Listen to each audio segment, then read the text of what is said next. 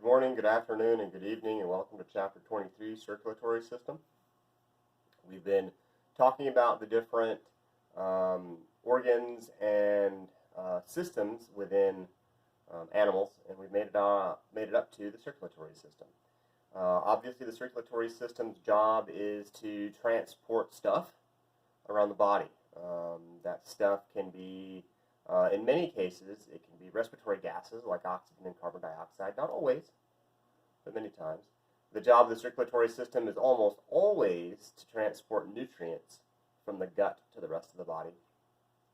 And most often, it's also for transporting a bunch of other stuff too. It really depends on the animal, but it can be for transporting hormones, it's for transporting heat, it's for exchanging lots of stuff, taking wastes to their excretion organs, bringing carbon dioxide to the lungs to be removed, bringing nitrogen wastes to the kidneys to be removed.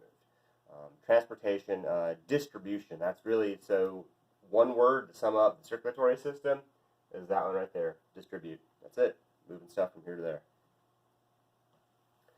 The first and simplest variety of a circulatory system is an open circulatory system.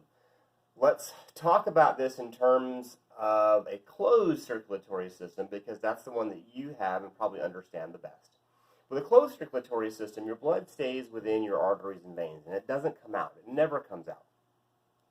The blood and the blood cells stay within your arteries and veins. With an open circulatory system, that's not the case. There are still some arteries and some veins, but there's no direct connection between the two like what we see in closed circulatory systems. We'll talk about that connection in a bit. That connection is called capillaries. In open circulatory systems, there's not a direct connection between the arteries and the veins. One quick thing before we go on. Arteries carry blood away from the heart, and veins carry blood back to the heart.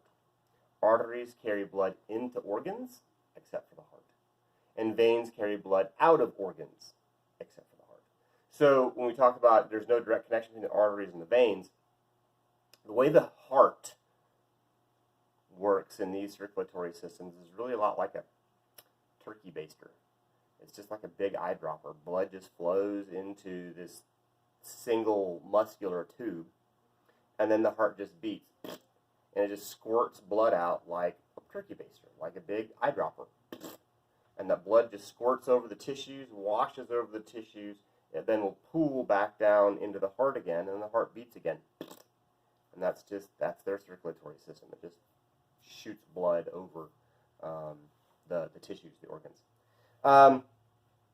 Like we said, open-ended vessels. The organisms are going to have open circulatory systems. Lots of mollusks do. Remember, we talked about mollusks. What is the one group that we've got to kind of pluck out?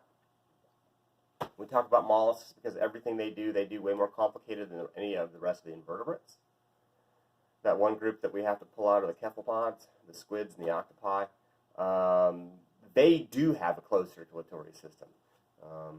The rest of them, for the most part, don't. So snails and slugs and clams and oysters, they have open circulatory systems. Here we see a bug, an insect. The heart is just this muscular tube on top. When the heart pushes, it squirts blood out of these little arteries. The blood will then pool back into the heart again, and then it just squirts again. So there's no direct connection between the arteries and veins. Just squirts it out, and it just comes back over. That is an open circulatory system. Lots of bugs have open circulatory systems. What we have is a closed circulatory system. A closed circulatory system, as we've already said, the arteries and veins contain the blood. The blood never comes out of the arteries and veins unless you've got a cut. And so there is a direct connection between those arteries and veins. And this direct connection are called capillaries. They're tiny, microscopic blood vessels. So tiny, in fact, that red blood cells have to go through them single file. That's how tiny, that's how small the diameter of capillaries are.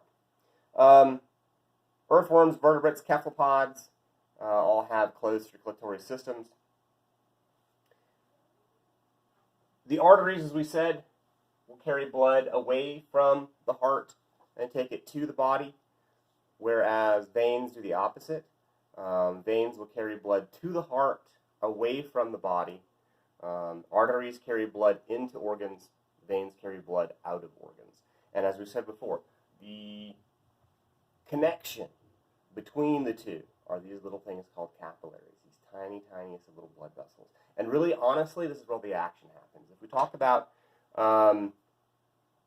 that the job of the lungs is to bring oxygen into our bodies, the way the oxygen gets into your blood is through the capillaries. It literally travels across that little thin membrane. We talk about that cobweb of blood vessels on the backside of the alveoli. Those blood vessels are capillaries.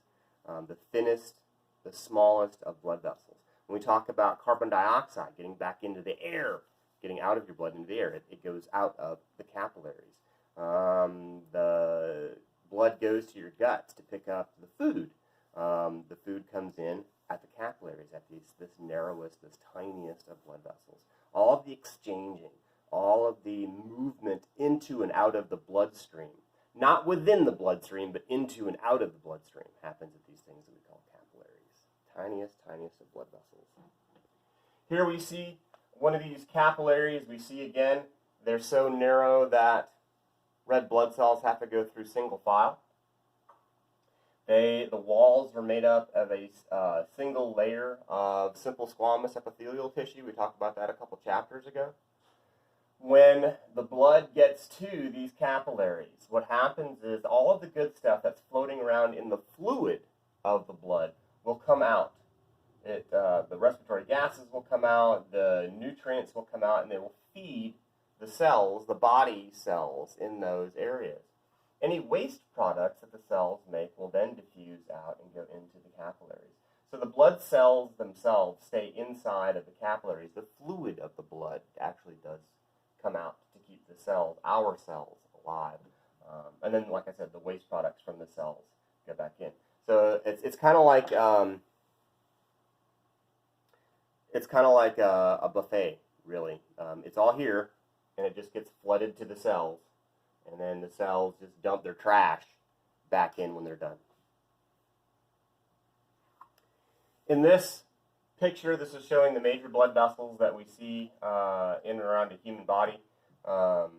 Here's the heart.